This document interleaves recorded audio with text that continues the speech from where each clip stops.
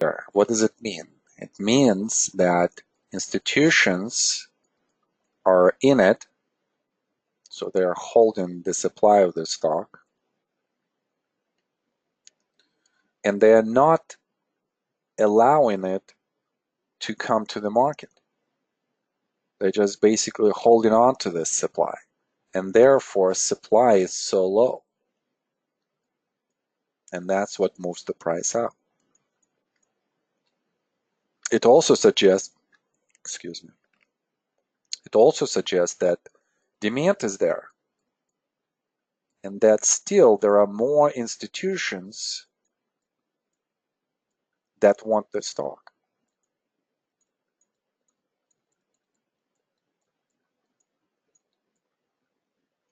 So with that, what do you think is the long-term prognosis? If the CEO is holding the stock, most likely it's still going to hold on to the stock, because for the company that had such a drastic move up, let's say 100% in 12 months, they're doing something correctly. So the revenue comes, steadily. So institutions are thinking that this is going to be a sustainable revenue trend, therefore a sustainable price acceleration trend as well. So therefore they probably will not introduce supply to the market for some time.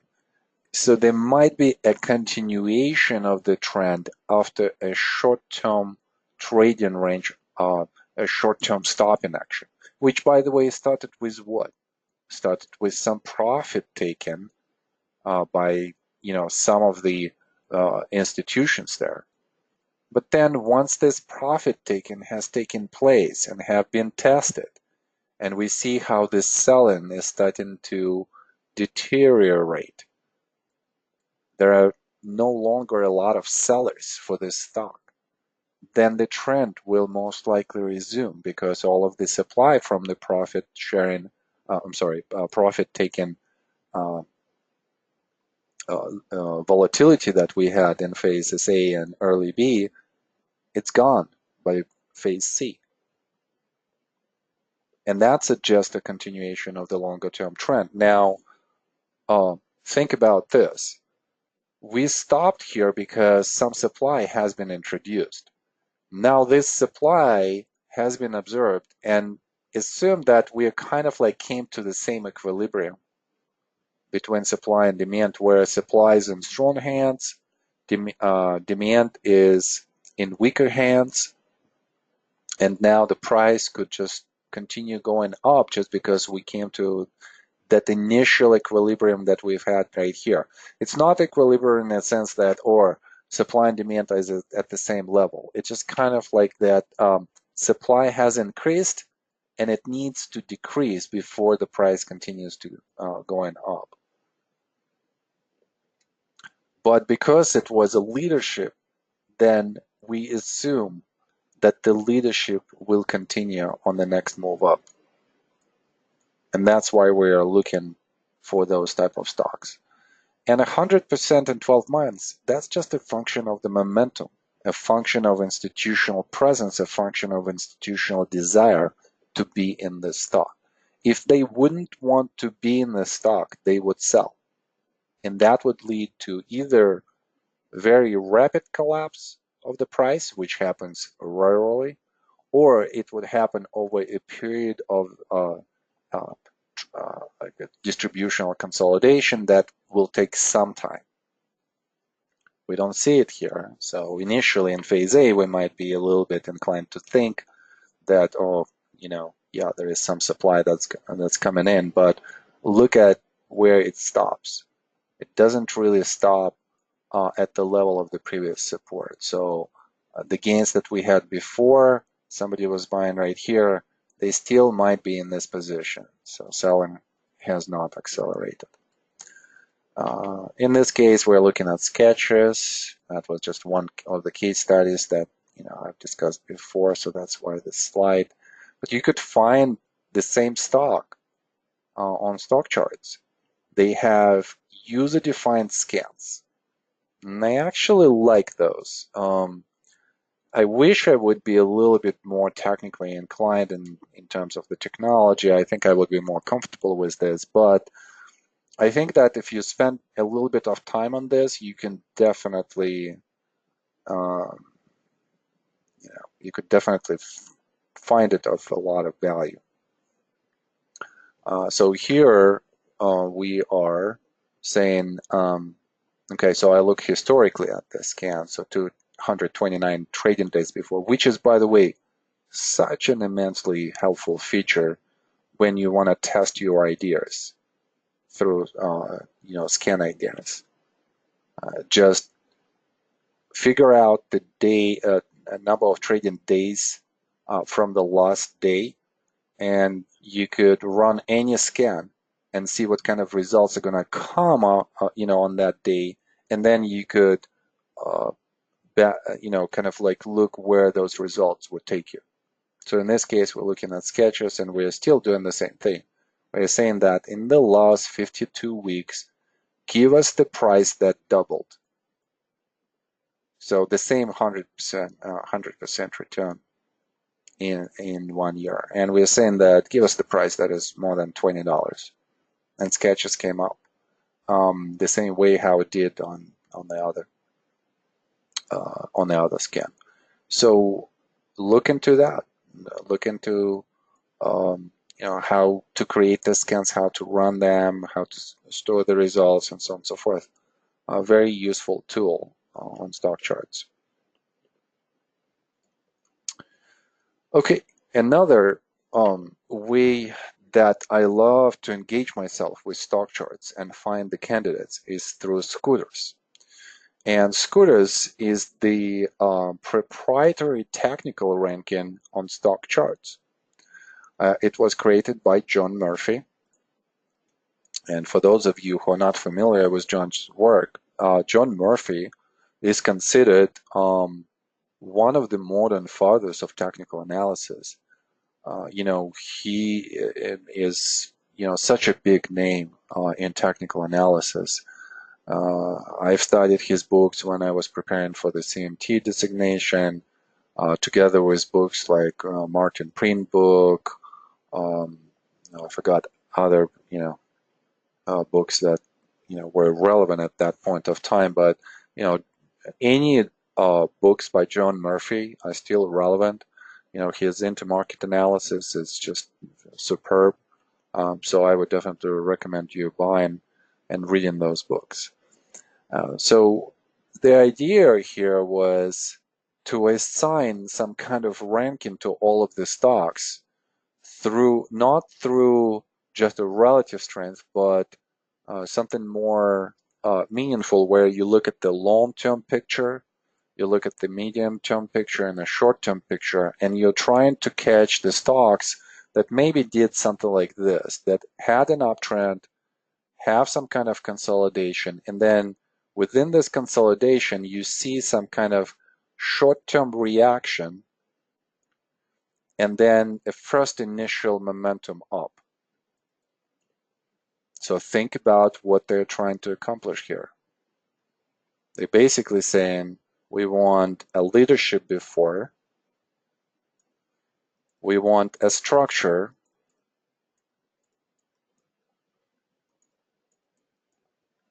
and then on the reaction, we're probably looking at the potential phase C, and then the first momentum bar up is a sign of strength bar on the potential sign of strength rally. We also could find maybe this pattern somewhere here on the backing up action. And of course, this is ideal way, but obviously the scan is going to pick up quite a lot of other spots, because sometimes we don't even think about that the same technical condition could occur at different spots in the uptrend, in the downtrend, in the consolidation. And one of the ways how I look at these results is either through the candle glance or through other ways on means on stock charts. let's just look at this. Let's go here. So one of the first quick ways to look at scooters is just to do it under the technical ranking. And you have scooters here. You could look at something else, obviously.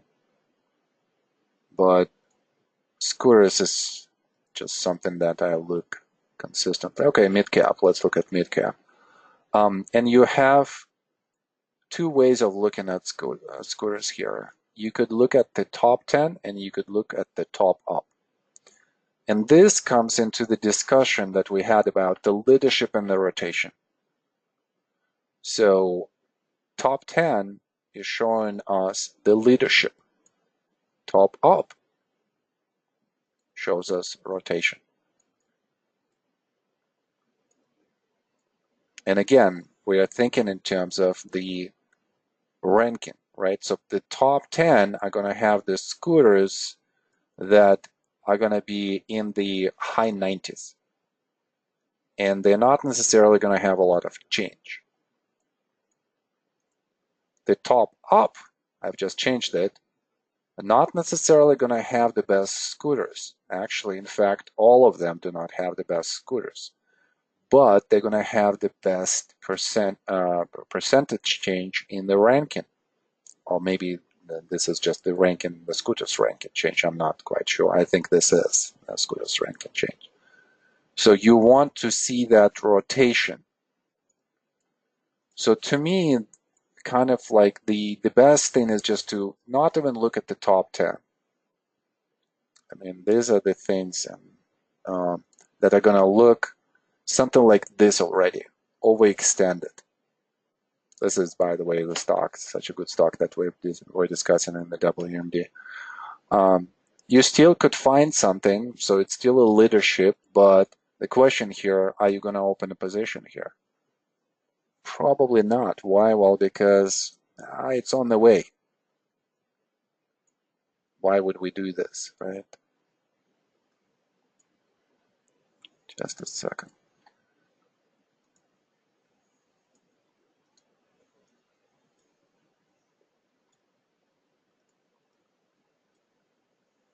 Okay, so what we do then with the stock like this, we still want to recognize the structure, and we want to say that we are waiting for some kind of reaction. We know that this is a long-term uptrend. It's been confirmed. And now we're waiting for this reaction to happen. What kind of reaction? Well, probably of this magnitude. So we need something like this, and then probably some consolidation that would last maybe, at least a couple of months or so. And then it would be valuable for us to consider, some opening of the position. So maybe in this area right here. We could have different tactics as how we would do this. So from that perspective, the top leadership maybe is not going to be that interesting. Okay, Snap might be interesting. And again, even with that, look how quickly it went up. You don't have any points of entry.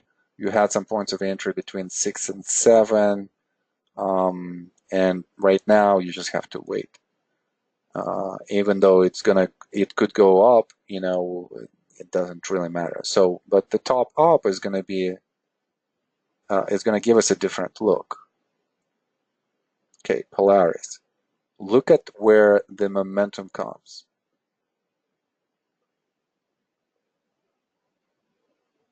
It comes out of the consolidation. So we are much closer to the structure itself. And that's why rotational patterns are much, much more interesting to us than the leadership patterns. The leadership is going to be shown somewhere here because it's been going up. A rotation is going to be emerging. So beautiful chart right there. Let's not look at this. Let's not look at this. Let's look at this. Again, where does this momentum, short-term momentum comes? After the reaction, after, a pronounced consolidation, and we're just emerging out of most recent short-term reaction. And after this, you just do your Wyckoff analysis. Okay, let's look at a couple more. Not, not necessarily the greatest spot, but still you could figure out a swing trade out of this. Okay, this is something that I would just, wait on.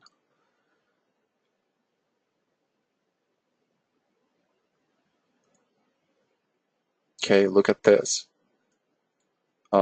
Even if the stock does not advance to the upside, we still have such a beautiful structure that this type of stock should go on your watch list. Again, how do we analyze this? Right away, I want to know the whole history. Okay, so now I see we've been in a very long uptrend. So this means what? This means that once the stock is in the hands of the institutions, the long-term uptrend is sustainable.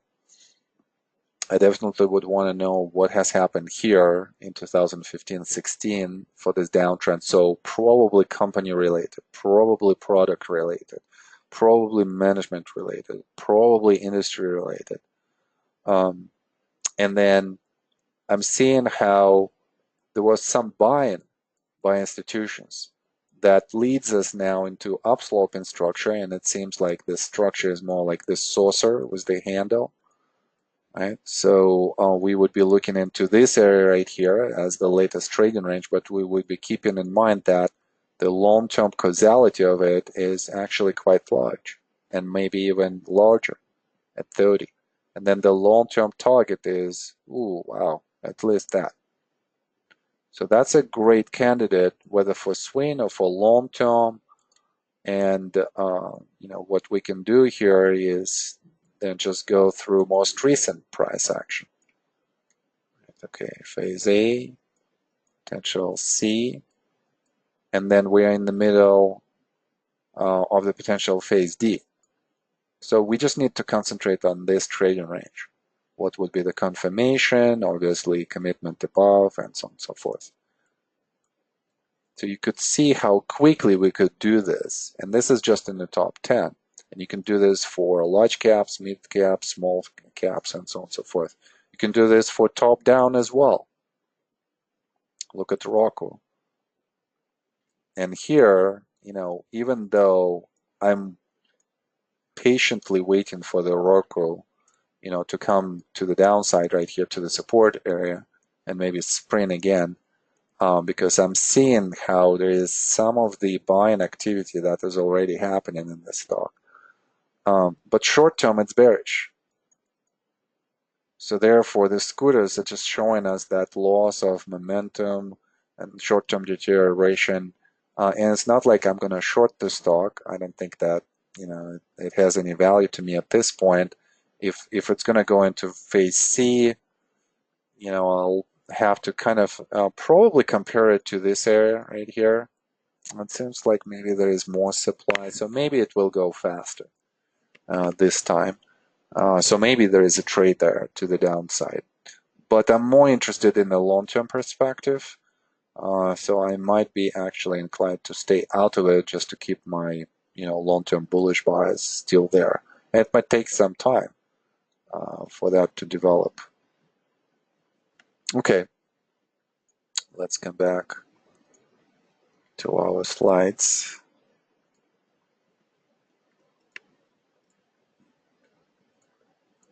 Okay, then I want you also to look at the relative rotation graph. This was created by Julius de Campania. He is a technical analyst from Europe. Stock charts, has him now as one of the contributors. I believe he has a blog. I believe he also contributes video content as well. So you could find a lot of the information on the relative rotation graphs. In my opinion, technical analysis has not produced a significant body of knowledge in terms of kind of like a revolutionary body of knowledge within the last 20 years. And within the last 20 years, the relative rotation graph probably was the only innovation, major innovation that we've seen in technical analysis. And it's not even a concept per se. It's an old concept of comparative analysis and relative analysis, but it's being portrayed in a very brilliant way. And Julius is basically has created a visualization where we see the rotation visually. We see that from week 1, and there are 10 weeks here, 10 data points, how the ranking for, let's say, this stock, certain technology, was changing. From a lagging quadrant, the ranking has changed and has been improving and brought it into the improving quadrant.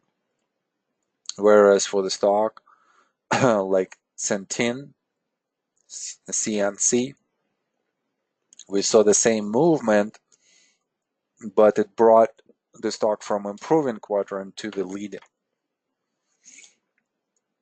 And you can do this for the sectors, you can do this for the groups, you can change the duration of the period under the consideration, you can change the benchmark to which you're comparing either your stock or the group, and you could also animate this whole thing. So there are so many things that you can do with this. And I would advise you to go to stock charts, find this instrument. That's number one. You know, I could show you actually really quick where you can find it.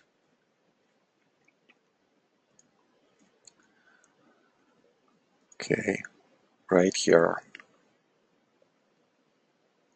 And they are starting with the composite, all of the composite averages. Let me show you the animation. So here is the animation that shows that throughout the structure that we have on the S&P since June, right here, how the market was developing and how, or rather the market structure, how it was being developed. And then through that structure, how the relative strength picture changed for all of these indices. Relative to what? Relative to S&P 500 right here. Let's watch this again. And let me just, I don't know if I could slow this down. I usually don't look at this, but here are our ETFs, you know, the sector ETFs in the same period of time. Here's that change.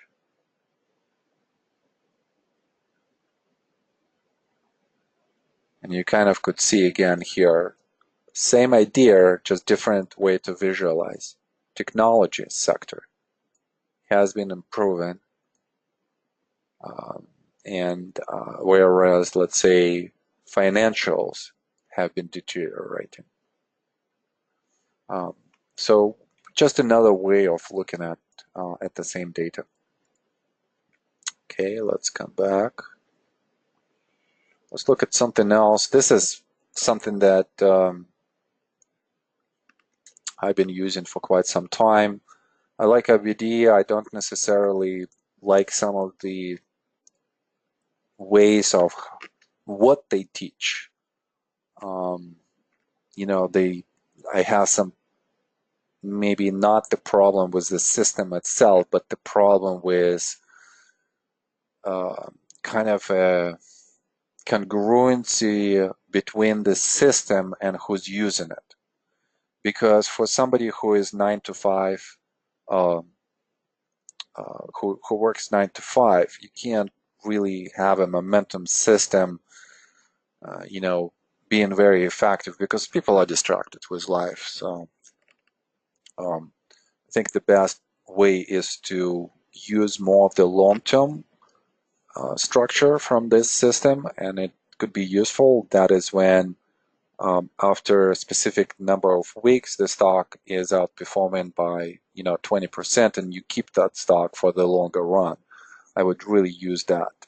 But for short-term swing traders, and I consider myself a predominantly a swing trader and then an investor. So, for instance, my retirement accounts, they are more investment accounts. Those I don't touch. I just park the money there into a specific stock, and then I just wait for that to develop into a meaningful position. But for my swing trading, Investors Business Daily IBD 50 list is another way of how you could work with the universe of stocks. And I like this quick analysis. They basically filter for me what I want, including fundamental data that I usually don't do as a filter. And there are some technical filters here as well. And they have their own relative strength ranking system because it's the one that you can create really easily. So what I would do is on Saturday, I usually would go, to a cafe. I would take either my phone, iPad, and a Saturday IBD newspaper, and I would just go through the whole list. And some of the stocks are going to attract my attention. Some of the stocks are not going to attract my attention. So what would attract my attention right off this list? And this is what, August 28, 2017. So I would be looking at YY for sure, just because we are coming out of the formation and we are in the uptrend here. So there could be a swing trade up right here. I would be looking at Navadir. I would be interested in what is happening in this trading range. I would look at OLED, really great leadership, and then a trading range. Nutrisystem is interesting, but I see that some supply is available here, so this is under question. So maybe something of interest to look at, but not necessarily to participate right away. Sinner, yeah, looks like a sign of strength in the backing up actual, so I would look at that, and so on and so forth. So right away, you could see that some of the stocks I'm not even interested to look at. I mean, why would I be interested in HTHT? It's in the steady uptrend, so unless I'm in a very short-term type of swing trade where I'm looking for this and then a continuation, then I would look at the stock. But I'm looking for something a little bit more meaningful as a move, maybe like 3 to 6 months type of move. So I would be looking into the stocks that have momentum behind them, and all of the IBD 50 are momentum stocks. But then they have some kind of pause, and then they get out, continuing their long-term uptrend. So this is what I would be looking at. Okay, and just to conclude this with IBD 50, IBD 50, or another list that sometimes I would look at, the growth list that they have from MarketSmith, 250 stocks about. This is a way of narrowing your universe of stocks and just basically saying, I don't have to look at everything. I don't have to scan the whole market. I could just concentrate on 50 stocks, on 100 stocks, on 100 to 50 stocks. And this is my universe, and I have some rules as to how the stocks come into this universe and come out of that list. But basically, from week to week, all I do is just to sit down and just go through my list. And as I go through my list, I see the changes, and some stocks would go on my watch list and some stocks will not go on my watch list. But this is more or less consistent universe of stocks that I would be using. And I think that IBD 50 is actually, for a swing trader, momentum trader, is actually quite valuable. All right, guys. This is it. on comparative relative analysis, scanning and filtering. Again, something that I probably would explore more either in the special or in the practicum. We do have one more homework left to go through. If we have time today, we will review the tonight's homework. If not, then you will review on your own, meaning that I'm going to give you the solution slides and you just go and review it on by yourself. But I want to talk now about the trade management, and we do have time, so that's great, awesome. So let's talk about the trade management. We're going to talk about the points of entry, stop losses, management of stop losses, exit, and then we're going to do this through the case study of the Green Mountain company. So let's talk about the points of entry first. We're looking at JetBlue, 2008 to 14. The whole industry was going through consolidation. JetBlue was not necessarily a leadership right away, so that leadership developed later on. It's around the time of this drop right here that we would be thinking about the timing. So we would know that other stocks in the group are already in the uptrend, meaning that you would want to look at some other stocks in the same group and think about the timing of when this stock is going to become of value to institutions. Basically, let's just think about it this way. Some other leadership stocks in the same group are doing something like this.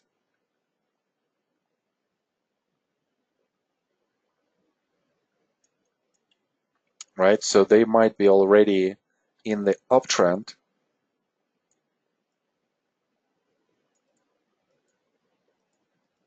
Leader of a group. And phase C might have happened much, much earlier. And now this could be just a phase C of a stepping stone trading range. So what we're noticing here with JetBlue is that there is an area of volatility, phase A. There is an area where institutions are not wanting to give up their positions, that's phase B. And then a quick move down, only 2 days of selling. There is no more selling, well, maybe here.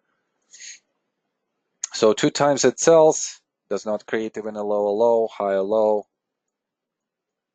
bias, bullish. Bullish bias in the group that is already going up. So we definitely would want to think about opening a position here. Now this is a long-term chart, so it took some time for it to develop, but all of the actual points of entry belonging to a specific phase are still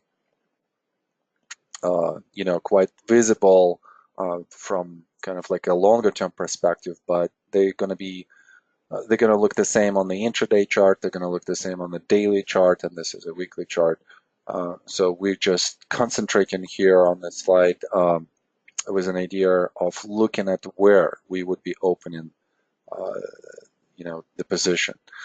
So points of entry in phase C, sprint number 3. That sprint is going to be associated with a low volume signature and an attempt to commit down. Not the actual commitment. Then the next point of entry is going to be a test.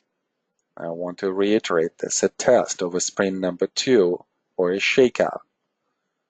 Why a test? Well, because sprint number 2 requires a test to enter this position. A shakeout most definitely requires a test. Just because in both cases, sprint number 2 and a shakeout would have some increased supply signature that will require that testing. And the next point of entry, last point of support. So all of these 3 entries are going to be the entries that we could conduct in phase C. where the actual entries are going to happen. So for sprint number 3, we want to open a position at the close of the bar that is returning into the trading range. Test of sprint number 2, reversal. So meaning that if this is the test, then the bar that reverses the previous reaction, this is what we're going to call it a reversal. Okay, great. Last point of support, also reversal. Now we go into phase D. What are the points of entry there? Sign of strength bar on a sign of strength rally. Last point of support, so this is going to be a rally. This is going to be a reaction, last point of support, and then a backing up action, a reaction. So we have sprint as a reaction, test is going to be a reaction, last point of support is going to be a reaction. So a sign of strength bar is only going to is the only spot so far that we see that's going to be in the direction of the bias. Phase E, are there any points of entry there for us? Yes. A breakout out of the backing up action. Again, this is going to be in the direction of the bias. And then within the uptrend, we're going to find stepping stone trading ranges that are going to have the same type of points of entry that we're discussing here. We're going to find phase C. We're going to determine whether it in phase C happened as the last point of support, spring, or shakeout, and so on and so forth. And we're going to go through this whole thing again. Let's look at the chart. Here we're seeing a higher low in phase C, so therefore a last point of support. On the shorter term picture, we're seeing in a shorter range an attempt to commit to the downside in a sprint type action, and then it fails and the price reverses. Okay, so that would be the first time when we would consider this position. Then out of the LPS on the reversal, another LPS was the reversal, another LPS was the reversal, sign of strength, and the backing up action. And out of this backing up action, because we have a trading range, then we would be thinking about phase C here and the entry on phase C. So all of this is going to be the point of entry for us. And then we're going to open on the breakout of the backing up action. So look at where effectively we're coming in into the position.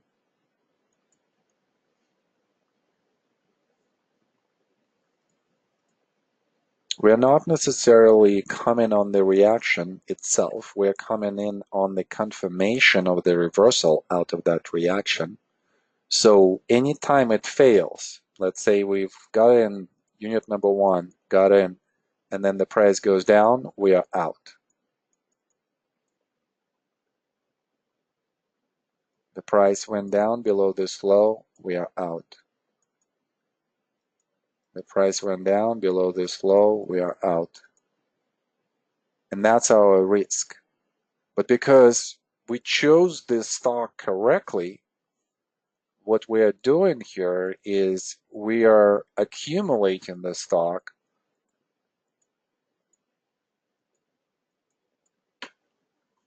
on the way up every time, either after the reaction or on the confirmation of a significant momentum that is about to come. And that's what, in a way, and for those of you who are professionals here, and we have some in this class, think about how you define the risk, right? So institutions always are so concerned about the risk. But risk could be defined in so many ways. It's not just a metric of what's your risk per position or what's your risk overall risk.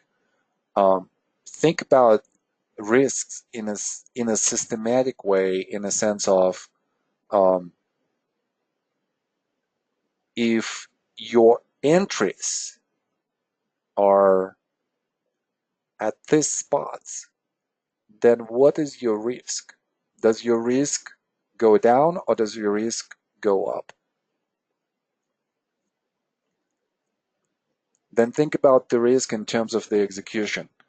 If you have the process to how you execute your trades and how you go about, this whole process, then most likely your risk is less because you're going to make fewer mistakes.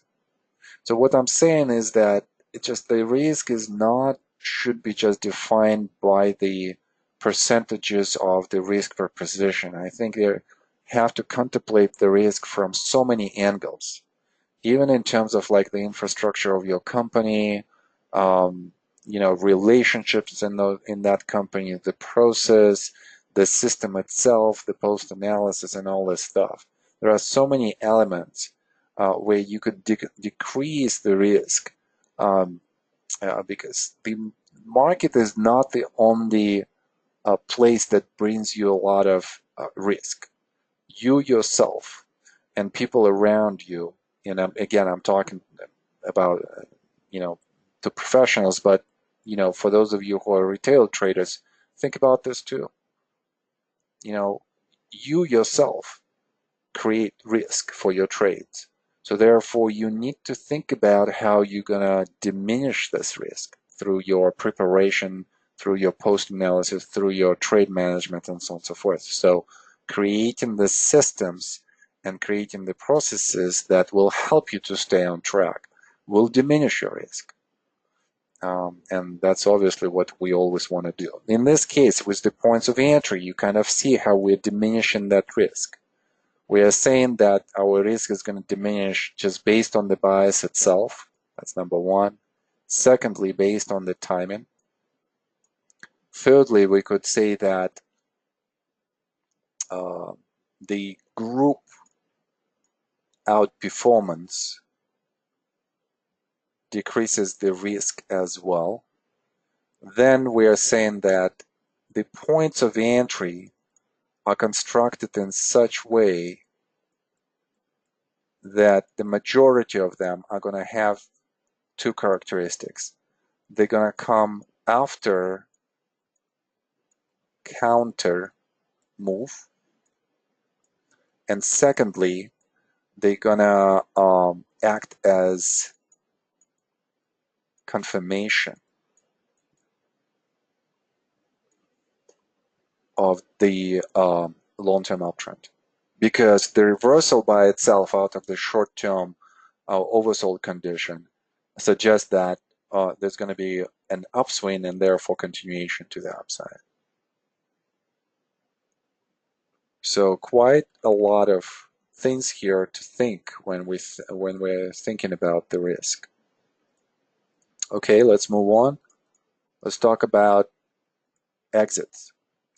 Where would we exit? How would we exit? And for the exits, one of the things that I'm so kind of like on is efficiency,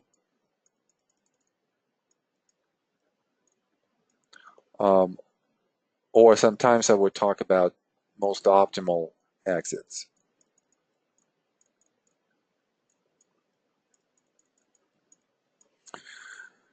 And a little bit on the belief here, this is the belief, most optimal exit. Okay, so right away, if you're thinking about this word, perfection, this is what we're trying to achieve.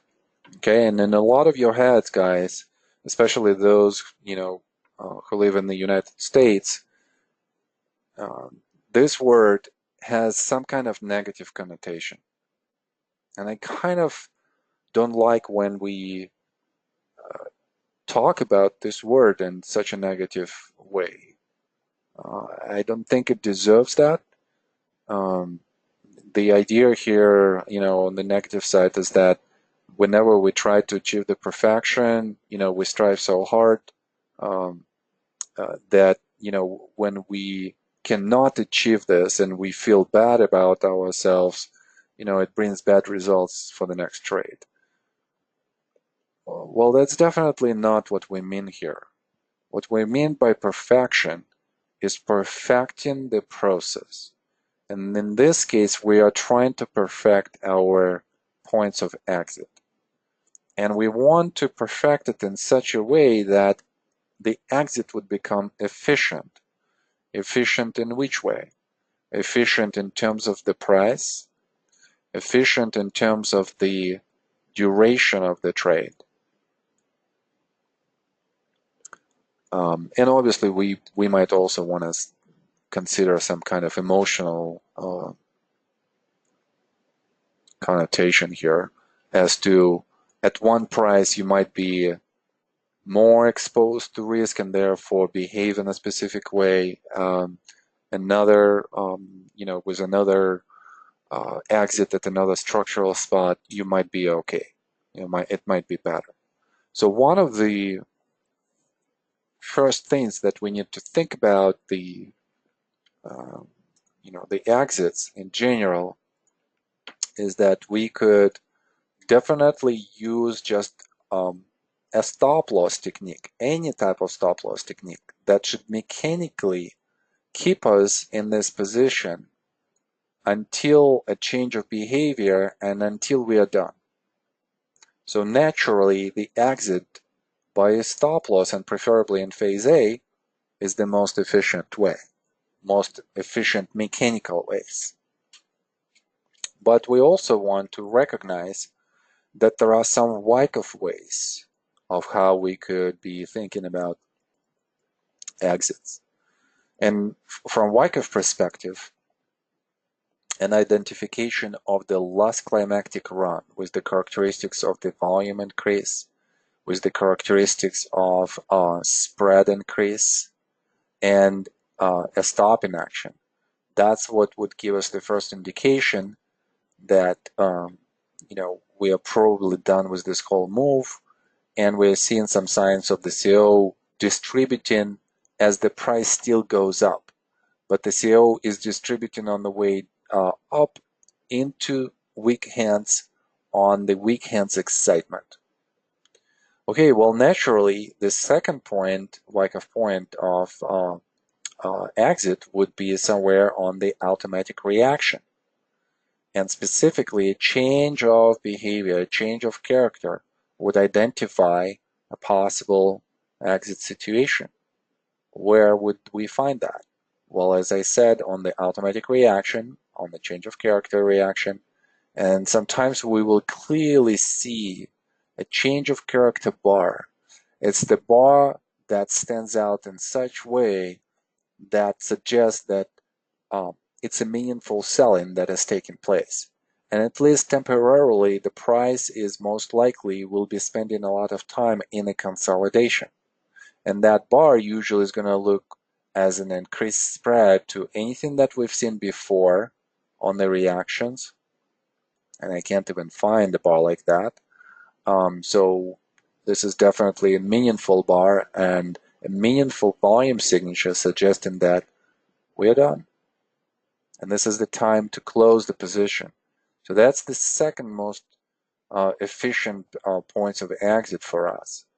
Once we are beyond this point and the price goes down, there is no reason to close this position. Why? Well, because we know if this is an automatic reaction, then what should happen next? We should have the rally that will be retesting the previous high. This means that the price will go up. We don't know where exactly it's going to go up. Is it going to overshoot? Is it going to undershoot? We don't know. But we're just going to use the rules to find some kind of reversal opportunity on the secondary test. And here we have it, increase of the spread after the overcoming the resistance, reversal on the increasing volume signature. So that suggests that selling came off the top and we could anticipate the next reaction, that we could close the position. So again, the most efficient exit is going to be still on the climactic action. The next most efficient exit is going to be on the automatic rally on the change of character bar. And then the next one is going to be a reversal out of the secondary test.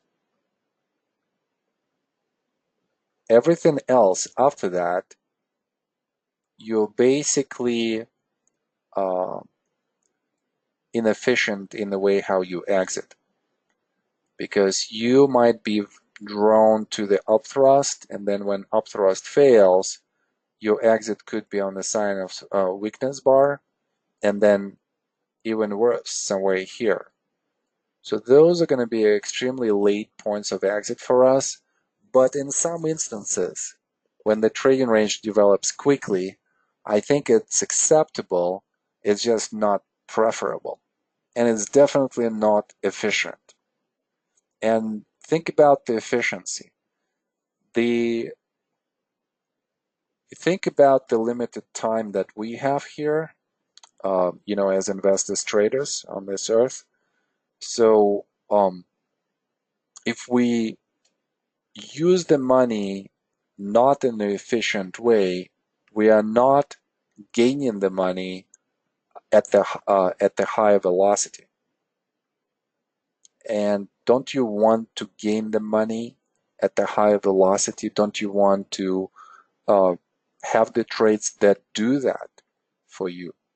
Meaning that you pick the stocks that move the fastest and the quickest, and then you close out those positions and you move to another stock like this.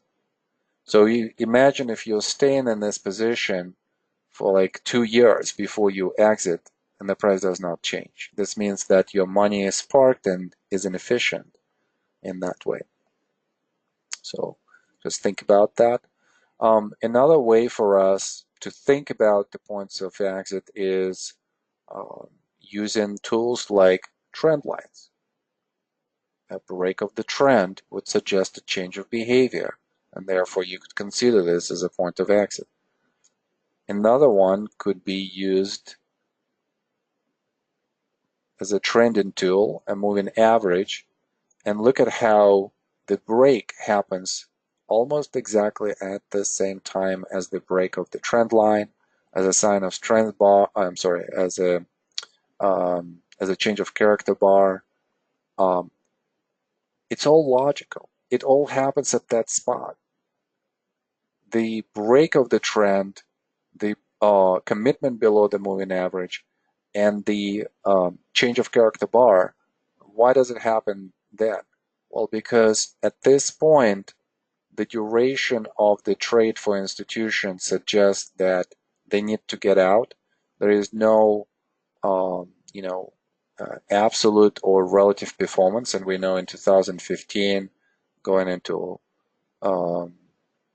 into summer, we had a lot of volatility, especially in August, and the stock actually started to underperform even earlier. So there is some selling. The market is not performing well. The stock is underperforming. Institutions are going to sell the laggard faster, and that's going to produce this type of sign.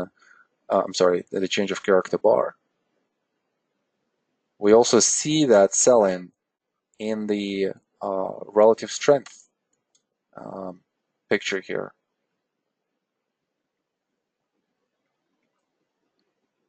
Where we're seeing that the relative strength line is in the short-term downtrend.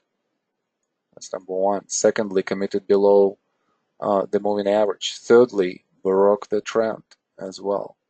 So you might consider a change of in leadership as the point of sale for your at least partial. Okay, so those are exits. Let's talk about stop losses. So here is a hypothetical, idealized points of entry and exit, and how we would be placing the stop losses and how we would be moving the stop losses.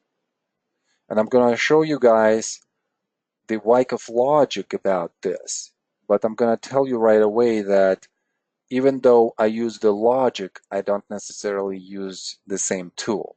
I kind of created a different tool for myself to do exactly that.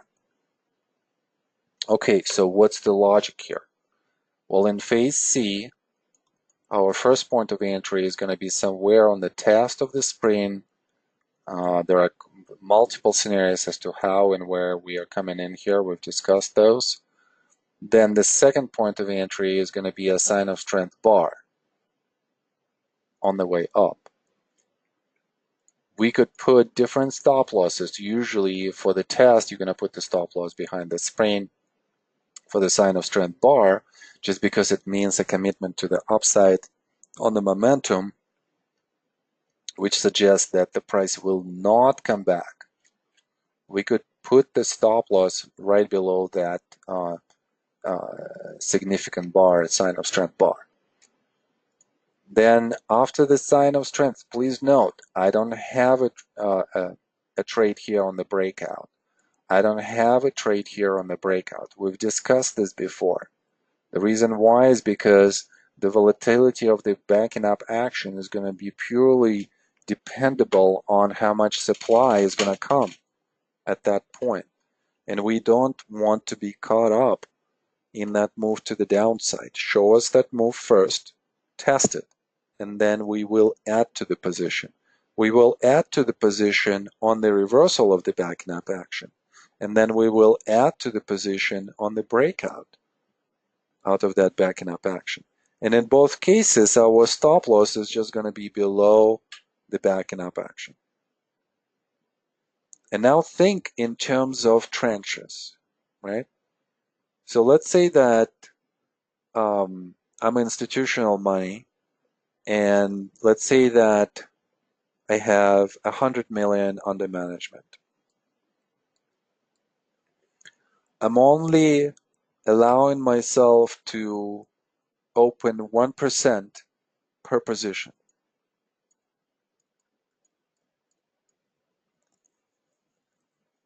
Actually, no, let's just take 10 million so that the numbers would be more comprehensible, right? Okay, so 10 million. Ah, okay, 10 million. So 1% per position would mean what? That I could risk 100,000 per position. That's my risk. How do we define the risk? Point of entry, price, and then the stop loss price. That's our risk. So let's say that our risk per this position was 10 bucks. Just easier to calculate. So what would it mean? This would mean that the number of shares that I can buy is going to be 100,000 divided by 10. So that's going to be how many shares?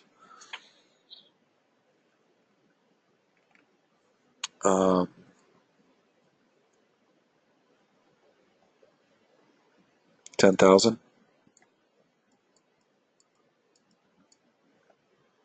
Okay, so 10,000 shares.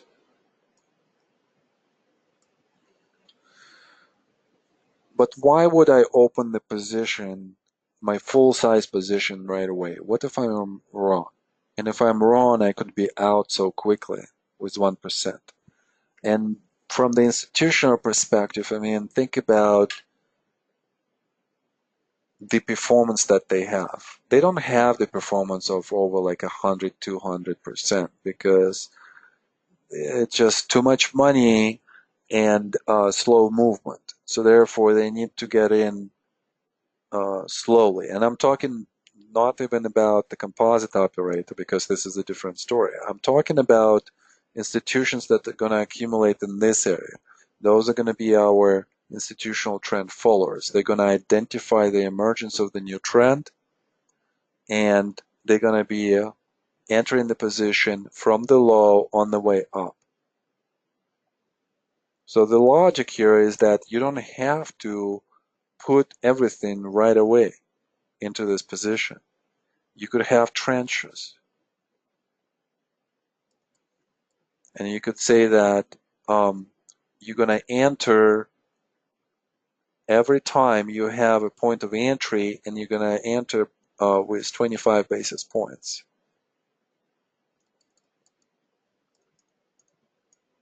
So meaning that your risk is going to go down, and if you run, you're losing only 0.25% rather than 1%.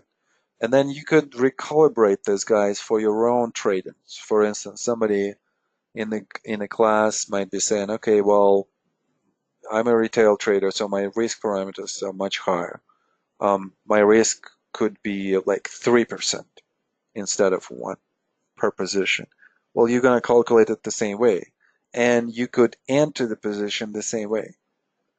25 basis points off the test of the sprint, 25 basis points on the sign of strength, only after the first entry was confirmed. Then another 25 basis points on the reversal of the back and up action, only after the sign of strength has happened. And then the breakout only after the back and up action has happened too. So you kind of see how we're controlling the risk here by entering at the specific places that the system defines as the most optimal places for us to enter, by waiting for the confirmation for the next entry before actually increasing the size. And then that still allows us to stay in the majority of the long-term trend like this. But even think about the intraday. You're going to execute this strategy kind of the same way, but everything is going to be much, much faster. But basically the concept is going to be the same. So that once we're in the trend, we're going to stay in the trend until the next consolidation. And then in the consolidation, we're going to do the same. We're going to find phase C. We're going to enter off the low of phase C on the sign of strength bar, on the reversal of the back and up action, on the breakout of the back and up action, and then we're going to stay. The swing trade entries should look the same. And then the exit is going to be on the buying climax, on the change of character bar, on the reversal of this secondary test, and then your catastrophic exit. This is where the sign of strength has failed and you are exiting on the short-term failure of that sign of strength, which ultimately becomes an upthrust. Okay, well, we understand the entries and the exits. How about the stop losses? I mentioned that the sprint stop loss, or rather the test of the sprint stop loss is going to be under the sprint. The sign of strength bar stop loss is going to be under that sign of strength. The price should not come back to the low of that bar. The backing up entries are going to be all, stop loss is going to be all below the lowest points on that backing up action. What happens afterwards? How do we move the stop loss? Well, we need to understand when we move stop loss and then where we are moving the stop loss. So when and where. Okay, well, and this is where, this is going to be purely Wyckoff. So, and I was talking to Henk, in extension about this. We were discussing the way how the stop loss is not only placed originally, but also how they moved. So this is what Henk told me. The Wyckoff had an idea on the timing of when to move the stop loss that would define the commitment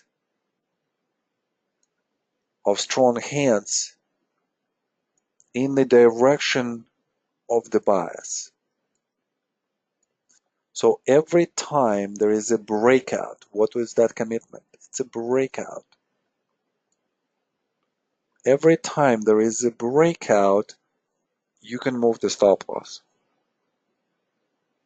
So it makes a lot of sense, because the commitment to the upside suggests the commitment by institutions in the direction of that bias, and therefore the price should not come back to the previous support levels.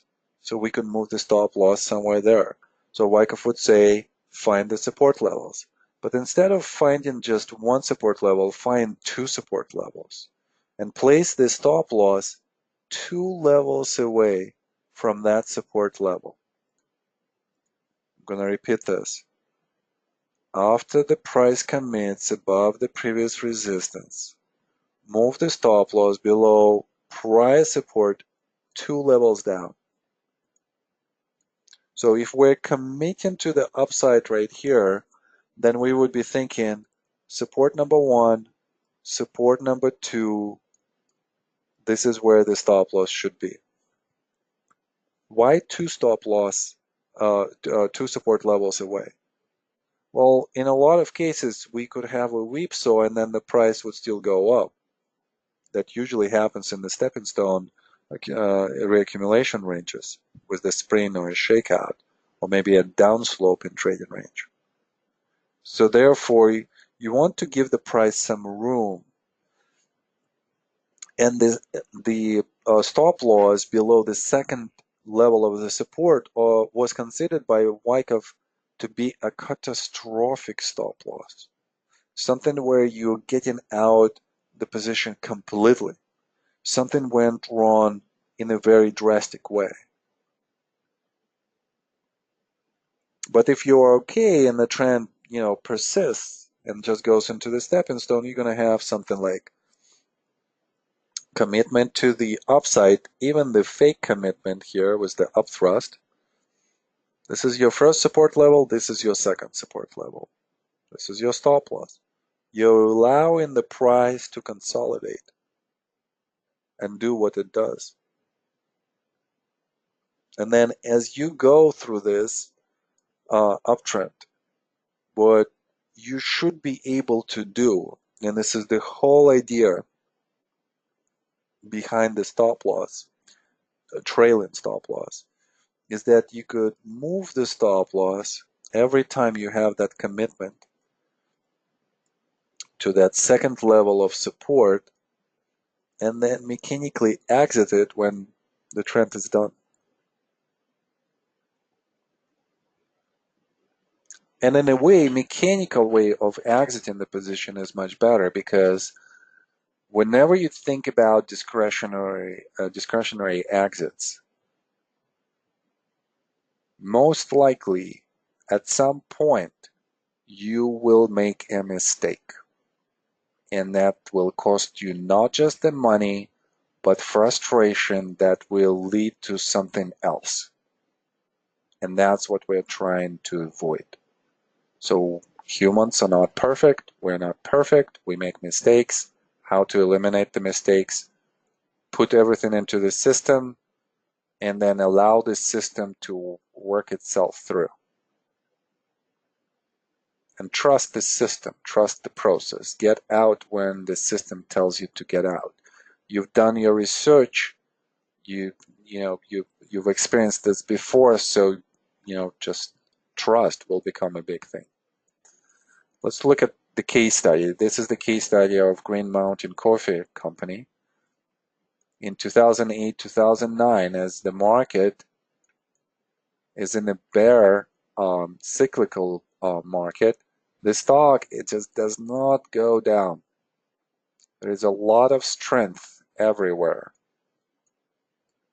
This whole formation is just strength, strength, strength. What does it mean? It means that institutions do not want to get rid of this position. They're seeing favorable conditions for the company in the future. And look at the previous leadership, and look at the leadership during the market volatility. So definitely a yes, a huge resounding yes on the selection. Okay, great. So now let's go to the daily chart. That was weekly. And then on the daily chart, we're going to be thinking about Wyckoff points of entry. Spring and a test of the spring. Where are we entering? On the reversal bar, right here. On the open of the next bar as a continuation, still a reversal. Above the low, above the high of the last commitment to the downside. Then we're going to enter on the LPS. Another LPS as a minor backing up action. Backing up action. And somewhere here. Well, this was more of our entry, WTC, so Wyckoff was not talking about this breakout. But he was talking about all of the previous entries, test of the spring, LPS, backing up action. Those are the ones that he discussed. We just added this one right here, the breakout, and this one right here. Sign of strength bar. Please note that these two bars are in the direction of the trade. So you would have potentially these bars to consider as entry points.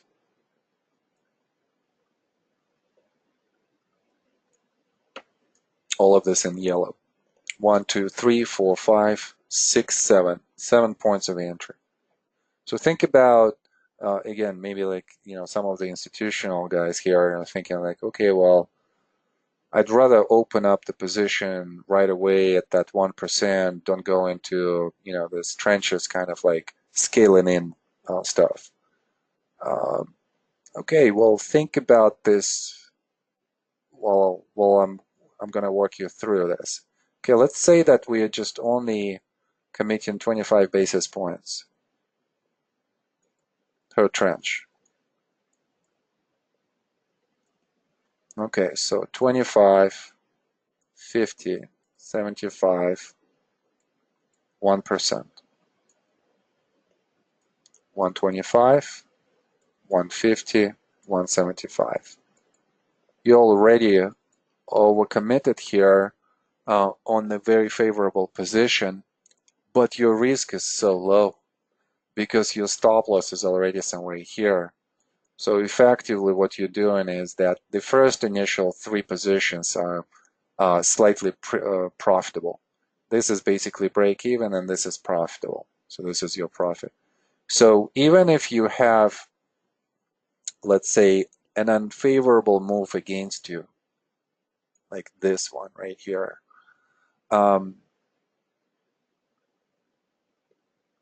you are probably gonna be what? You're probably gonna be still minus 50 to minus 75 basis points, which is still under 1%. That's number one.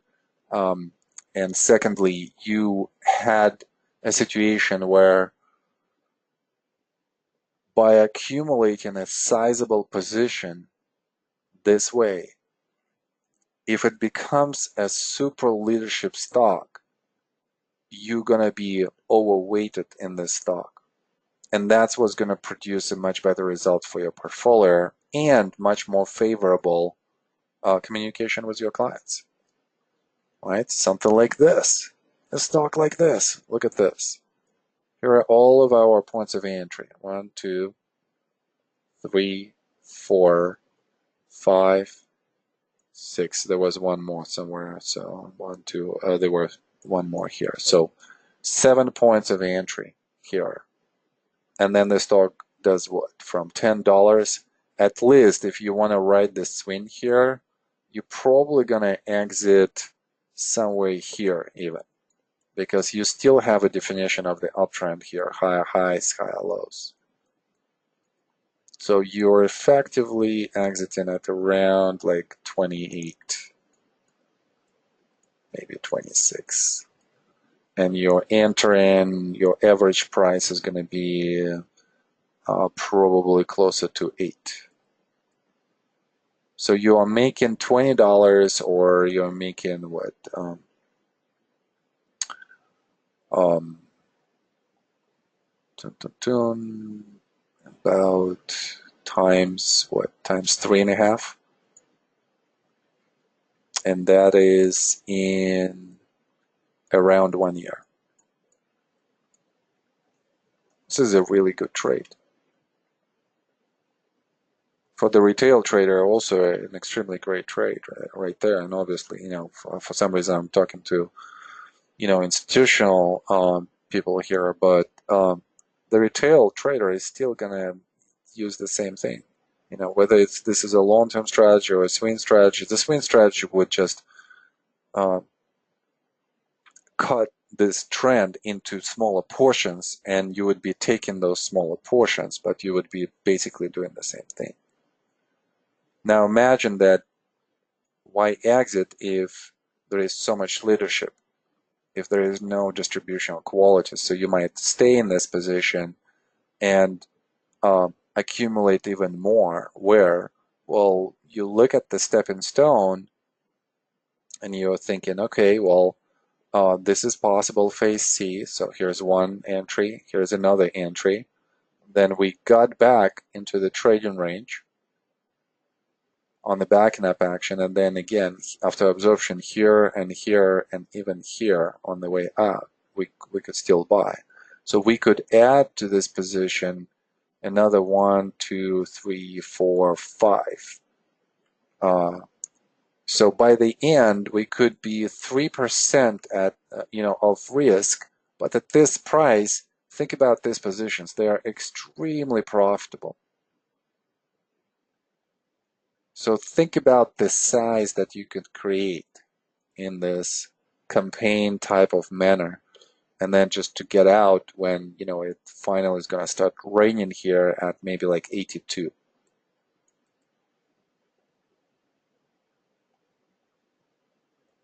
So definitely worth considering as a strategy, the way how you're getting in and out of the position, how you're scaling in and scaling out, how you're controlling the risk by scaling in, you're controlling the risk by scaling out, and so on and so forth.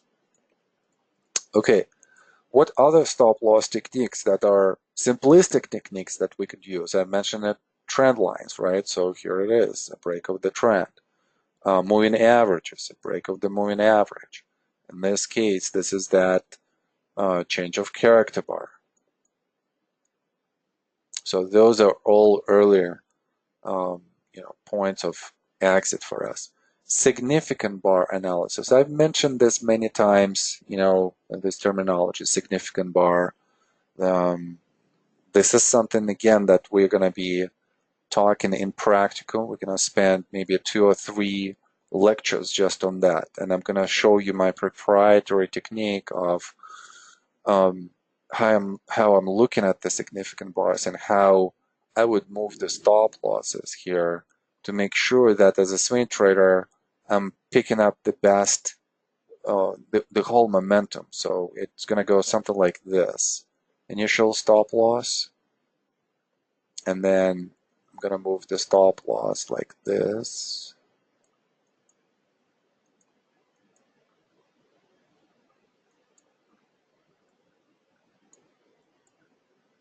So you kind of could see that the principle is the same.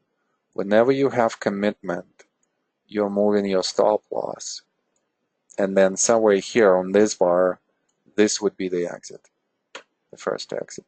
And then obviously you could re-enter here, and then the next exit is going to be somewhere here on this bar. So it's going to look the same way. So something that I will show you guys how, to recognize those significant bars, how to use the price and time stop losses. And also in practicum, we're going to talk about a different type of stop loss, a volatility stop loss. So something to look forward to. Okay, homework. So here is your homework for next week. Our next week is going to be our last session. So this is your chance to do the last homework if you're not going to sign up for the practicum. For those of you who already signed up or are planning to sign up for the practicum, you guys are gonna have a homework. And your homework is gonna be for 2 weeks. I'm gonna give you like a more extended homework. So for 2 weeks, you will be visually backtesting a Wyckoff trading plan that I'm gonna give you. And then our first session of the practicum is gonna be on the 23rd. We're gonna go through some, material that is gonna be appropriate for everybody who's gonna attend. That's number one. And then secondly, uh, on the 30th, 2 weeks into the practicum, we're gonna look at your homework, the visual backtesting homework, and we're gonna talk about what else are we missing there? How did we go through this process? What kind of results do we have? And this is gonna act as a confirmation, visual confirmation, visual backtesting confirmation for you guys to understand these concepts much better. And obviously, for those of you who are really serious about the way how you analyze stocks using, technical analysis, specifically Wyckoff method, I think Practicum is a really good drill tool to not only know, but to actually see it and be able, to see it consistently. One of the things that happens, during this course is people get excited. And I totally get this. I was the same way. Believe me, the first time that Hank introduced Wyckoff method to me, I was like, oh my gosh, this is really, something that is so valuable. And now I know, how to do this. Knowledge is not the skill. And even if you have the skill, there are some other things that you need to practice before you will be executing at a very high level. So practicum is something where you develop the skill and you solidify your knowledge. Okay, so homework. I'm going to give you 4 individual stocks. I'm going to also give you QQQ as a market proxy. For your assignment is to identify the stock, a super leader that will outperform all other stocks in this group. Let's look at the stocks. Here's the first stock. And then we have Q's daily chart at the top. And I'm going to tell you that the market is going to go up from here. This is actually, I'm not going to say what, but for those of you who recognize, you should know the history of the market just looking at the chart. But the bias is up. Would you be buying this stock, stock number 1? And would this stock outperform stock number 2? Or stock number 3? Or stock number 4? And here are all of the stocks, 1, 2, 3, 4, together. So your task is to pick, obviously to understand, all of the stocks, do your comparative analysis, do your structural analysis, and then pick one stock that you think is going to outperform all of them. Okay, that's homework. And then an extra homework is just going to be homework number 9, the previous homework that we did for this class. And that's going to be a review for you. So we're going to stop here in a second, but just want to show you that I put here my solution slides on the stocks that needed to be picked, either one stock or 2 stocks. I don't think that we had 3 stocks. So go through this, and maybe we'll have a chance, in the next class to quickly kind of like revisit this, and to talk about this. But for now, I want you just to do it yourself. Review the logic here as to why we're picking up the stock.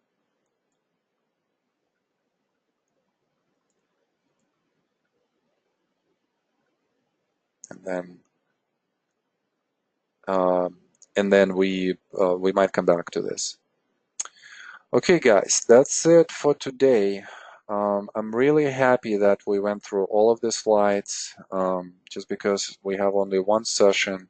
Kind of wanted to give you the points of entry, exit, stop losses in kind of like this very basic way. This is something that we will develop more in the practicum. So as I mentioned, significant bar analysis comes. We're going to spend, 2 or 3 sessions just on the stop losses themselves, discussing different ways on how to work with stop losses. So if you want to continue your studies, obviously Wyckoff practicum, that's the way to go. All right, guys, I think that's it for today. Any questions, any comments? Quite a lot of material today, a lot to observe, but I know you can do this. We've been doing this for 14 sessions. You can do it one more time. Okay, I guess that's it. All right, guys.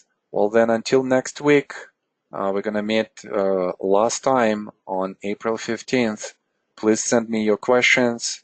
Don't forget about my presentation on Thursday at 9 a.m. if you have a chance to look at to go and watch that. If not, then just watch the recording. Sign up for the practicum, and then send me your questions for the last session. Thank you, guys, and I'll see you all next week. Bye-bye.